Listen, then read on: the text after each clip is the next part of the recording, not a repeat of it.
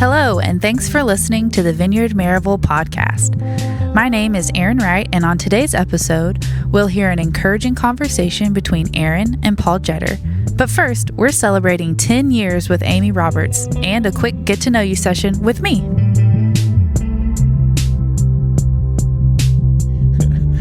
Well, hello, everyone. Thanks for joining us on the podcast. And I am here with a couple of special guests. Amy Roberts is here. Hi, Amy. Hello. And Erin Wright is here. Hi. Hi, Erin. Thanks for joining us, ladies. We're just going to, before we jump into things here, take a minute to acknowledge something really wonderful. Amy Roberts has been, what is your actual title? My actual title is Administrative Assistant. Administrative Assistant. Yes. Okay. So you've been doing administrative stuff around our church for a full decade. Yes. So we're celebrating that it has been 10 years, and that's like a really long time. I know. It's really exciting. Is it? Actually, no. I'm really glad you feel that way.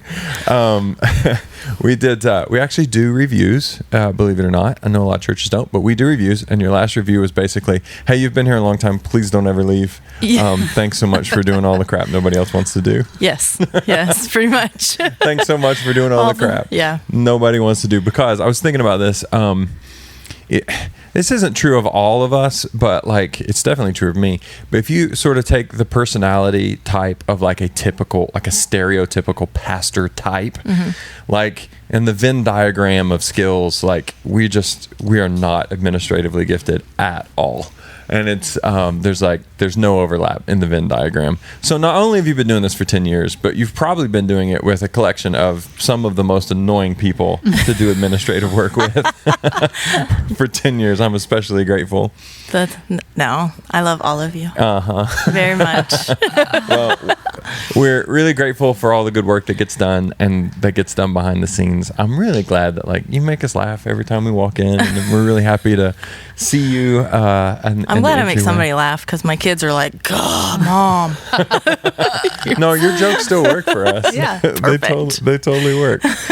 Yeah, and then it's kind of cool that Erin's up here with us because you guys end up working next to each other most of the time. Yes. Mm-hmm. And you get to enjoy Erin's singing, yes. which we find out so good. She sings all throughout the day, maybe without even knowing it. And she's always like, I'm sorry I sing too much. And I'm like, please don't ever stop. It's not a thing. It definitely makes it better. Yeah. And then Erin, what's it been like? So how long have you been on our staff? Are you pushing just a year, yeah. August actually. Okay, so you did hit the 1 year mark. That's awesome.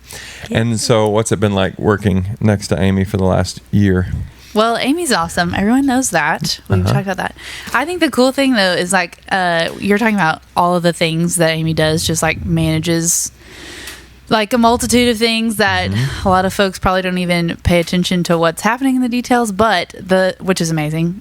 But the coolest thing I think, having watched Amy, is how she immediately, when she sees a need, just like steps in, takes the initiative. And so that could literally be anything. It's like, oh, like we're running low on something and Amy's like already on it. Or it's like someone walks in the door and they're like broken in a place and Amy's like, let me pray for you right here, right now. Like it's a really incredible thing to watch her, and just like how she can fill so many roles and just live into that gifting. It's been really honestly incredible to watch, because I feel like what you're saying is like some people have gifting really hard one way or another, and I feel like I've watched Amy's gifts on both sides just really come out on like the day-to-day, so that's been really sweet to watch. And she's fun, everybody loves Amy. we all know. It's really kind. Being the at the front desk of a church and answering the phones at a church is actually an intensely pastoral job. You're telling me. We didn't tell you that. It's kind of like we got you to be on this podcast because we told you this was a murder mystery. Yes. We tricked you. And now we're going to talk about serial killers. And we tricked you into being in this job by telling you it was not a pastoral role, but it really is, isn't it? Yes, it is. It is. It took me a long time to figure that out too, because I kept thinking, oh, well, I just do the things nobody wants to do. Like, it's not a leadership role. I'm not a pastor. I am not a pastor. And then it's like, oh, well, kind of. It took me, what, you said 10 years? It's probably taken me 9.5 to figure that out. Yeah. You look around and going, I'm doing a lot of pastoral work. I'm talking and praying with a lot of hurting people and answering the phones when people are in crisis. Like you're doing, it's intensely pastoral stuff. Yeah. And dealing with all of us. You guys might be the hardest. Which you do graciously, I believe it. Well, Amy, we love you so much. We are full on celebrating that you have been here for 10 years. And I'll tell you what, I told someone else, you can quit anytime. You just have to turn in your 30-year notice. So, I mean, that's how much of a lead we would need. Because like Erin said, there are so many things that you do that nobody knows. Nobody knows, man. And we just really, we're so grateful because we get to see behind the scenes and all that happens that just wouldn't happen if it weren't for you. So thank God for you, Amy. Thanks. I love you. Love you guys.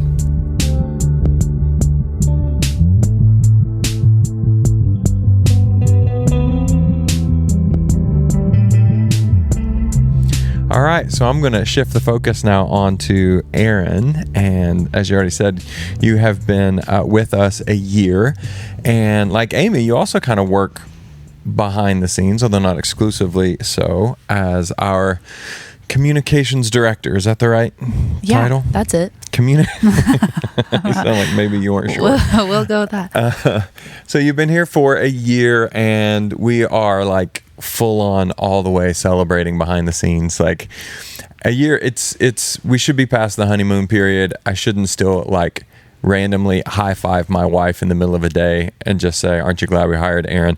But that still regularly happens behind the scenes because we're so excited. You're such a pro. You're so good at your job. You've made such a big difference. So I'm really, really glad that you're here.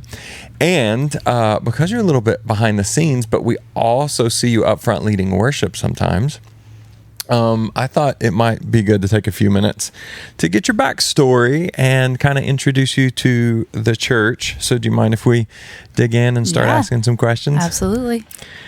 Okay, so tell us then a little bit about your home life now. You guys just moved, right? Yeah, we did. We actually just bought a house like a month ago. We just moved in this past weekend.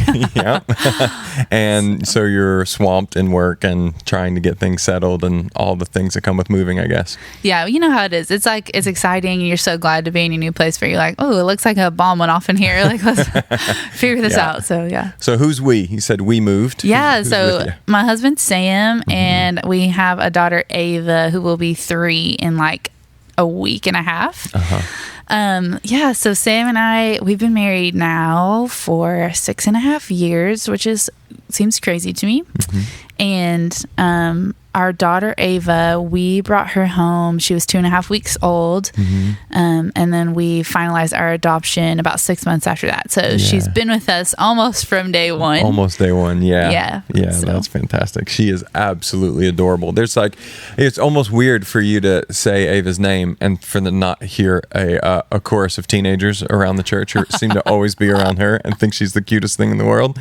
Like my daughter squeals like she'd think it was Harry Styles. There's no way she squeals at the idea of Ava and how much she loves her. So we love her and really glad she's around too. So we've hinted around at this a little bit about music, and music's always been a part of your life. Yeah. What's funny is when we interviewed you for this job, John and I have gotten on to you a couple of times because we think you undersold your abilities on so many levels. I was like, what if we didn't hire her just because that would have been a horrible mistake because you undersold? But it's a good, you said, what'd you say? I want to under promise, over deliver. Yeah. I always get that backwards and usually into a microphone and that backfires on me. So fair enough. But one of the things we had no idea is that there was any musical ability at all. And then I don't know how it came about. Maybe David heard you singing when you were working. Maybe. No, how did we find out? So I think it was because of the Advent retreat that I lead worship for every year. So it's like I've been leading worship for this women's Advent retreat with a group of my friends for like probably 7 or 8 years. Yeah. And so I think I randomly asked, I was like, could I print out some chord sheets for this thing? They're like, you're doing what? And I think that's how. And then the word was out. Yeah. David got a look in his eye, I would imagine. You're like, let's go find out. And then turns out You are just a really anointed worship leader. My goodness. Your voice is absolutely stunning. And I just want to, man, when we were at the regional retreat, which is something we hosted in Pigeon Forge, which you did a bunch of extra work for, by the way. Thank you very much. You were leading worship on 2 or 3 different sessions for that, I think. A couple at least. Yeah.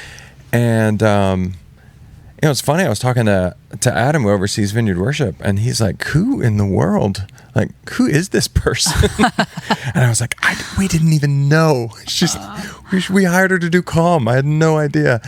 And, man, some of the most gifted worship leaders in the Vineyard were there. And I was like, man, anyway, you're a remarkably anointed and gifted worship leader. And it was fun, man. The Holy Spirit really showed up and did some remarkable things. Totally. In the time that we had together. And it was it must have been a fun perspective for you to be looking out on the room when the Lord was doing so many things in the room at the time. Truly, yeah. Yeah. It was amazing. That whole week was just really sweet, to get to be with all the folks who are in our region and stuff. But the worship, was, I think people were just in a space where it was like a sigh of relief, like a heavy breath of like a lot of tension and things, and people were able just to give that all to the Lord, and that kind of breaking open, that freedom was just, it was incredible to experience. But you're right, like being able to watch and see people engaging in, it was really special. It's definitely something that I will remember for a long time. Yeah, it really stood out. Yeah. It really stood out. And then it's exciting when we have moments like that here at the Maryville Vineyard. And I pray that they become more and more often as we engage more fully in the worship. There's something about that conference setting where, okay, we're away, everything else is set aside. I'm out of town, I'm far, there's nothing but Jesus, so let's just worship with our whole hearts. And that's one of the things I hope we as a church learn more and more. Like when we come here, it is time set aside. And even though we're still in town and, we haven't done, but we can engage fully and take, like you said, that deep breath and just, immerse ourselves in worship. And so thank you so much for the really great work you have done here in your first year on our staff. We're still, like I said, still celebrating that you've joined us. Thank you for jumping in as a volunteer, as it turns out, with our music ministry. It's just been such a gift. And talents are meant to be used, and I'm really glad that you've jumped in and used them here and served our church in the process. We really appreciate it. Really grateful to be here. Absolutely. Yeah. And the good news is, I think we'll probably get to hear from Erin on the podcast from time to time. She's around and she's good at saying words. So we'll get to hear from her more and more. And now you'll know who we're talking to. Yeah. All right. Thanks, Erin. Thanks.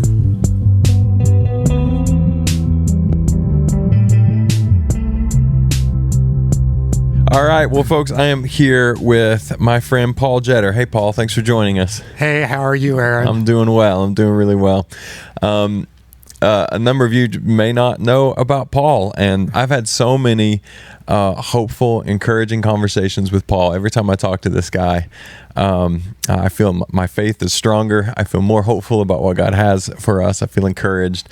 And I thought, man, this is a guy that that our church needs to be familiar with. You've done a lot of ministry and given your life serving the Lord. So really glad that you took a few minutes to talk with us. And if you would, man, give us just your backstory. Where are you from? Tell us about your childhood growing up, that type of stuff. Well, I grew up in Fort Recovery, Ohio, which is a little town of 1,300, close to Indiana, north of Dayton. Fort Recovery? Yeah, that's because they recovered it from the Indians. Oh. It's a site of the greatest defeat an American major army has ever had.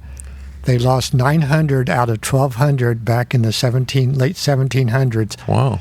When the Indians attacked their army. Okay. And then after upwards, Anthony Wayne came in and recovered the area and built a fort. Okay. And then the town's still called Fort Recovery. Still called Fort Recovery. Oh, so wow. has a copy of a fort. Okay.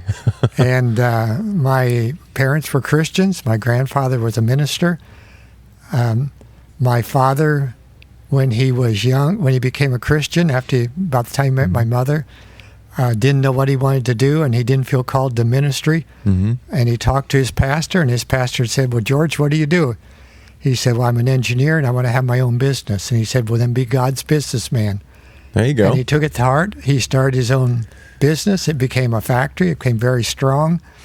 He always said it belonged to the Lord. Yeah. And during his lifetime, I'm sure he gave away much more money than he ever spent on himself. Oh, wow. That's awesome. So is this in the Ohio area still? That's in Ohio, in Fort Recovery. Yeah. It's called Fort Recovery Industries. You can still look it up. Really? So my brothers are in it now. Yeah. So, and then from there, I felt called to be a missionary at an early age, thinking when I was in junior high. Wow. But I didn't tell a lot of people because I'm a firm believer that until you start doing it, don't tell everybody. Yeah, I think I agree. And so I've got a similar story. Yeah. I knew long before I told anybody I was going to do ministry. Yeah. And so I went to Olivet Nazarene University, started out majoring in Bible because I thought that was the thing to do, but I didn't like the courses, so I switched to zoology because I like zoology. You went from Bible to zoology? Well, later on I became a ministry, and Erin, you know that church is a zoo. Yeah, that sounds right. So graduated from the university, and they were drafting for Vietnam, and I admire the people who have been in the armed forces, but I didn't think that was for me. Mm-hmm. And to get deferred, I still could as a teacher, but I wasn't trained as a teacher. But I'd been to Haiti several times. Yeah. And in August, I got a phone call from the missionary there, who also was the board president of the American school, and said, we're short of a math teacher and a science teacher. Are you interested? I said, sure. And 10 days later, I was in Haiti. Holy cow. Okay. And I taught school there for a year and had a great time, had a car, had an income, and went adventuresome with the students and everywhere all over the country. And then felt led to go to seminary. Okay. Went to seminary, met my wife there, who was also called to be a missionary. Was seminary back in the States? Yeah, back to Nazarene Theological Seminary in Kansas City. Okay. And then we took a little church in Michigan, because you had to do that before you could be a missionary in our denomination. Oh, okay. So we went there and got there, and they were running about 30-something, and about 40-something would fit in the sanctuary. Okay. But they'd been wanting to build a building for 10 years. Oh, wow. And they had property. And when I got there, I didn't know any better. I said, well, when are we going to do it? Mm-hmm. And so we did it the very first year. Really? And what I really learned there is that when God has a plan, if you'll just get in motion, it often happens. But if you just talk about it, nothing happens. Yeah, that's right. So the church grew, and we stayed 3 years. And then we went to be missionaries in Bahamas for a brief time. Okay. Grand Bahama Island. It wasn't a good missionary experience. No? It was really good, though, for spearing lobster. Fair enough. So we kept it in our freezer. We had lots of lobster. From there, we were reassigned to the Dominican Republic. Yeah. I went to Costa Rica for language study for 9 months. Went to Costa Rica. Okay. Then we went to Dominican Republic for their 9.5 years. 9.5 years, Wow. yeah, 9.5 years. Take that back. 2.5 years. 2.5. Okay. Time flies. And so, okay, you went to a language school in Costa Rica. So Right. that was just full on immersion, learn Spanish, I guess. You didn't know the language before at all? And I had it in high school and college, but you don't really learn it. And That's Mary, right. my wife, hadn't had it at all. Okay. So it was a good experience. Yeah. So Yeah. And then you said 2.5 years? 2.5 years in Dominican DR. Republic. Yeah. Yeah. And from there? Well, we were there 2.5 years, and we had 2 kids. And Mary said, we better get out of here. Yeah. Yeah. And so, but it was a good experience. Learned a lot about how to establish the church, and went back to the States for a year, and then went to Honduras, where we were there for the next 9 years. Okay. And that was a really long our missionary stretch. experience. Yeah, that's a long stretch. In Honduras, you said? In Honduras, yes. Yeah. And we still go back to Honduras. Yeah, it sounds in a like while. you're there a lot, actually. Well, not a lot. I don't know. I got sidetracked to Cuba, where we go mostly now. Yeah. So. Yeah. which you were telling me before, Cuba's in a tough spot right now. Yeah, the hurricane has done a lot of damage, and they already had food shortages. Yeah. Electricity was off a lot already, and now it's off even more. Yeah. So they're going through very tough times. Yeah. Yeah. And you, of course, are mobilizing to try to help people there, as always. That's fantastic. I'm heading back to Cuba with a team in about 3 weeks. Yeah. So. Yeah, for somebody who doesn't go very often, you always seem like you're always about to go. It's to Cuba we go mostly. Yeah. So tell us about Honduras. What happened there? Well, in Honduras, when I went, there were only 4 churches in our group and 1 mission, and been going a while. So in the Dominican Republic, it grew really fast. The goal was to plant 50 churches in 10 years. It happened 50 churches in 5 years. Oh, wow. So I was used to that, and they had an extension seminary there, which I ended up teaching. So I took it over to Honduras and started the extension seminary, which is still going strong. Yeah. And we got it going and ended up with 30-some churches when I left, and now it's got 140 or 150. Oh, wow. Yeah. And they've taken it right on the national leaders. It's a very good experience. Yeah, it's and, fantastic. one thing I've realized on all these trips is when we lived there, it was a great experience for our children. Uh-huh. And that's the way it's been. Every time that we've done what God's called us to do, it's been a really good experience for our children. Uh-huh. So that's good to hear. I was just talking to Erin about, she's a PK, pastor's kid, and I have a couple pastor's kids, and but the real wild ones were the MKs, the missionary kids. And Erin and I were just talking about how how it's a unique position to be in, and so I'm really encouraged to hear you say that. Just when you say yes to the Lord, it ended up being good for the kids. Oh, it's really good. They all 3 speak fluent Spanish. On top of that, I bet they came out on the top of their classes when they came up to the United States. They loved this travel, and they've got good families, and it was a very, very good experience for them. Yeah, praise the Lord. That's awesome. I think a lot of it has to do with the attitude, though, of the parents and the people you're around. Yeah. And we just saw it as a great experience. Yeah. We came back to the United States. One of the reasons I came back to the United States and we didn't stay, even though they wanted to stay in the mission program, is I before I went out as a missionary, I was kind of reluctant to preach until I got my first church up in Michigan. But that didn't seem to be my calling. But the more I got into it, the more I enjoyed preaching. And I found out it's easier for me to preach in English than in Spanish, although I can in Spanish. So I wanted to come back and pastor a church. Yeah. And so that's what we did. When was that? That was in 1990. 1990. Okay. We pastored a church for about 2.5 years, and we ended up with a church cultural split. We wanted to try everything new, and they wanted to keep everything old. And so our supervisor kept saying, well, why don't you just go start a new church? He said, you've got a lot of new people that want to do new things, and if you don't do it, they're going to go somewhere else anyway. Yeah. So in 1994, we started church in a hotel with our first service. We just said, in fact, we didn't even know where we were going to meet until we told people on Tuesday. They kept saying, when are we going to meet? I said, okay, we'll meet this Sunday. But I had no idea where. And we didn't know until Thursday. And we called everybody and said, we're meeting at such and such a hotel, be there. We went there. We didn't have any, we weren't ready. We didn't know what we were doing. But, God was there. And the church started to grow. And eventually in 3 years, we built a building. Yeah. And then we built onto that building. And then we built a big children's building. And then finally, when I was about a couple years from retirement, we built a very large sanctuary. Yeah. And the church is doing great. Yeah, that's fantastic. Oh, yeah. So that's funny that you mentioned the hotel without any plans. In the very, very early days of our church, Paul, we were meeting in this place that it was fine, but it wasn't permitted for gatherings, even though it was this huge office space and we only had we didn't have many people at all. But technically it was a public gathering and you couldn't have it. And I didn't know that, of course. And then who was it? I guess it was the local police. They found out about it, came to us on a Thursday and said, you're not allowed to meet in there. I was like, all right, well, just give us a couple weeks. We'll find a place. They said, no, we will have an armed guard there to lock the door on Sunday morning to make sure you don't meet. I was like, hey, it's fine. Just tell me not to. I'm not going to do it. You don't have to send anybody out. And then we ended up at a hotel for a few weeks, and it was awful. It was awful. The hotel has since been shut down. It got shut down once for drugs, and once for prostitution. And now it's like changed owners like 3 times, and now it is what it is. But it was just as bad as you would imagine. It was gross, but that's what we could do with 2 days notice. And like you said, the Lord showed up, and we still did all right.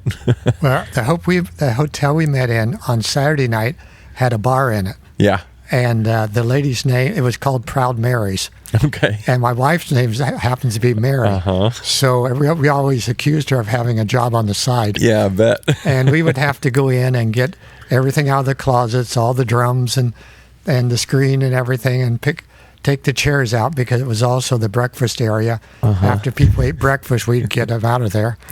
And we would get it all up there. And I remember on Easter Sunday, one Sunday, I walked in, and the bar had forgotten to remove all they had a big stack of beer right where I was supposed to preach, and we had to move it to have service, but that's life. Yeah, so be it. But it was great times. Yeah. And eventually we lost that, and someone that ran the little mall, about the size of the Maryville Mall, knew somebody in the church, and they said, oh, I hear you need a place. She said, there's an empty store. I'm not supposed to do this. I'm not going to tell the owners, but I'm going to let you use it. Uh-huh. So then we had church in the mall, and we had the best foyer you could ever had. I bet. That's a nice Eventually foyer. we lost that, and she gave us another building. Really? And then we moved into our building we'd built. Yeah. And of the building, you just mentioned 4 phases that your church went through to get to where they are now. What a big sanctuary, big children's space, and a couple of different. You mentioned 4, but different phases that you went through. That's a lot. And when our church was just peering into the possibility of a new building, you were actually one of the people who came to us before the new building, before we even knew about it, and you took me to lunch and said, Erin, you're gonna lose Big Mo. Do you remember talking about Big Mo momentum? Oh yeah. You're gonna lose Big Mo. You're too full. You need a bigger building. It's time to start looking.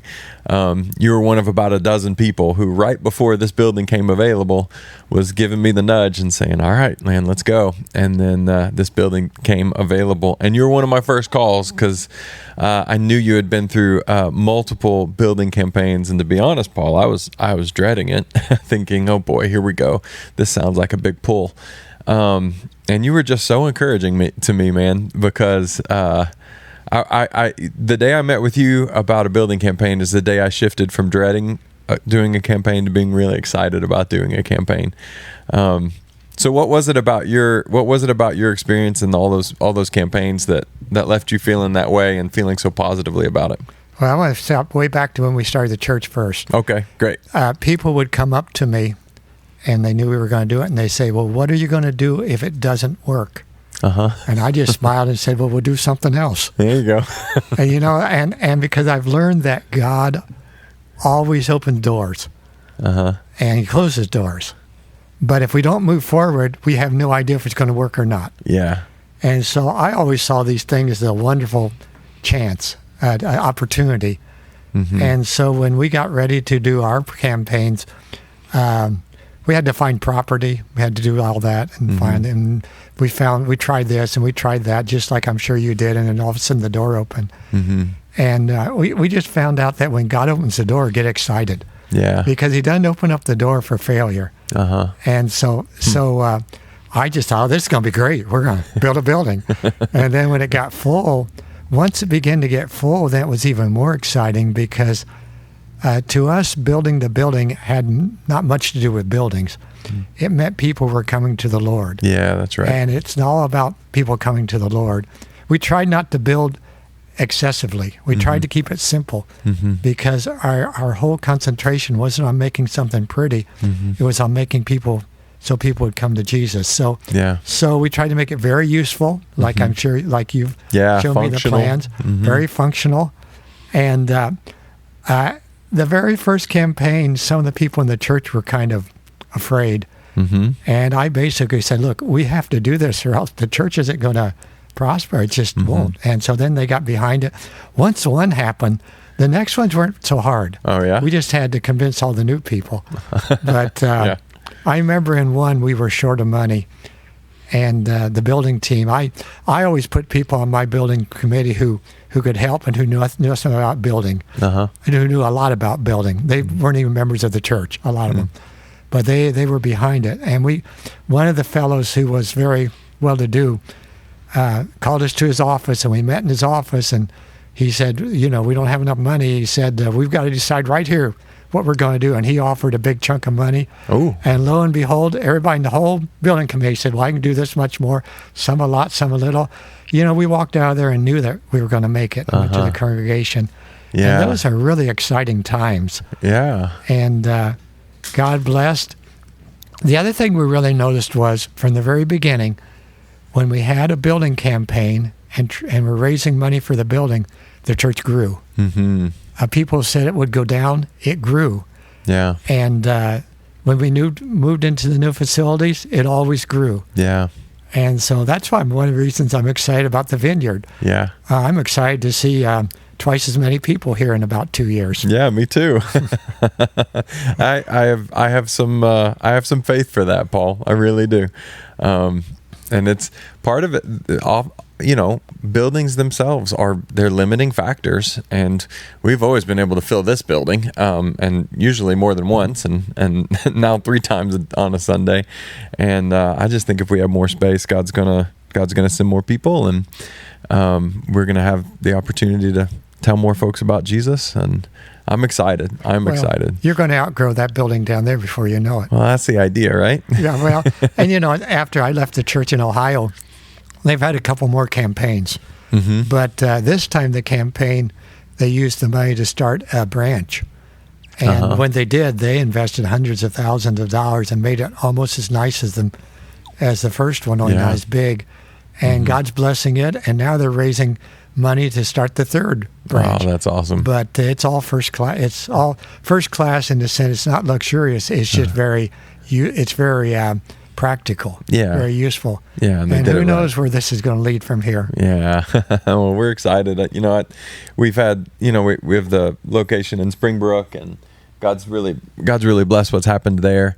But I have faith. I still expect a number of more locations. I don't know how many, but I think we've got a good model for it, a good system for it, where we can serve the people who are going out well, and things that can scale up well. So we'll see, man. I'm excited. You're one of the reasons why I'm excited. I remember in the very room we're in now, because you wanted to see the floor plan of the existing building. We rolled it out and looked at it, and man, you had a gleam in your eye, and you go, I wish I was younger. I want to do this one more time.